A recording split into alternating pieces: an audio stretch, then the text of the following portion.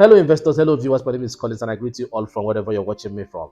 And so today I'll be discussing a topic that is a subject of discussion among real estate developers and real estate investors. And there have been cases where real estate developers have been taken to court on this subject matter.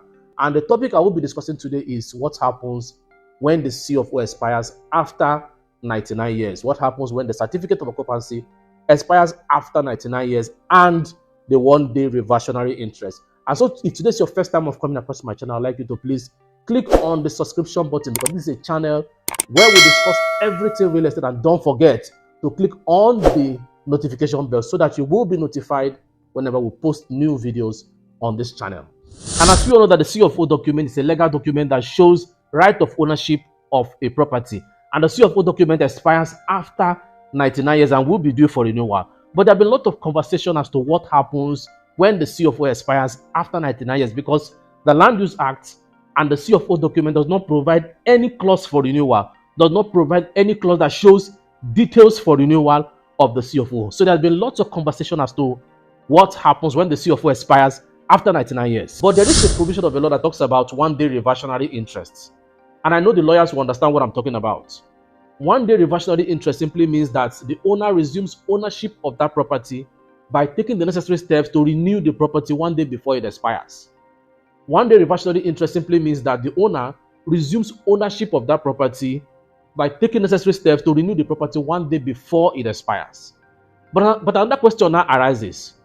Who is entitled to the right of renewal? Who does the property revert to? Does the property revert to the first owner of that property, or does the property revert to the owner of that property at the point of expiration?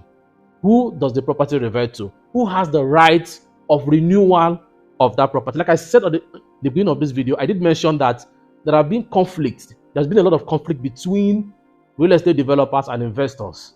And there have been cases where real estate developers have been taken to court on this subject matter. Some people might argue and say that the last owner of that property is entitled to the right of renewal, because when they bought that property, they were issued a deed of assignment.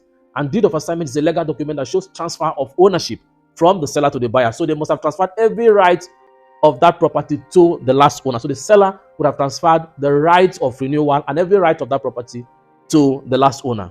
But some developers are saying that what they actually sold is the unexpired term. Let's say, for example, they've used 10 years on that property. The first owner have used 10 years on that property before selling the property. So what the developer or the seller actually sold is the unexpired years, which is called the unexpired residue. That what they actually sold is the unexpired residue. You understand that they wouldn't have sold the right of renewal to the last owner, because the CFO and the Land Use Act does not provide any clause for renewal. So what they actually sold is the unexpired residue, which is the number of unexpired years. So what some developers do and what some sellers do is, in order for them to regain ownership of that property, what they do is they sell the property less than one day before it expires. Meaning that if the unexpired residue on that property is supposed to be 89 years, what they sell to you is 88 years, which means they sell the property less than one day before it expires, so that they can take the necessary steps to renew the property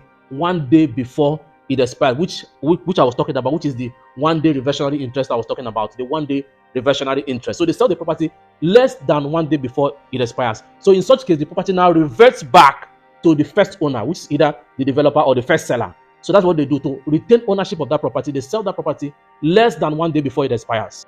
And so the reason for this video is to raise the consciousness of every land buyer to be conscious that whenever you buy a CFO property, that you need to be sure that the right of renewal was also transferred to you via the deed of assignment. So when you buy a CFO property, ask your real estate agent or your lawyer to review the deed of assignment to be sure that the property was not sold to you less than one day before it expires. Because if it's sold to you less than one day before it expires, it means that the property reverts back to the developer or it reverts back to the seller. So which means the right of ownership is transferred back to the seller once the CFO expires. So you need to be sure that the land that is being sold to you, look at the deed of assignment to be sure that the right of renewal was also transferred to you via the deed of assignment. Thank you.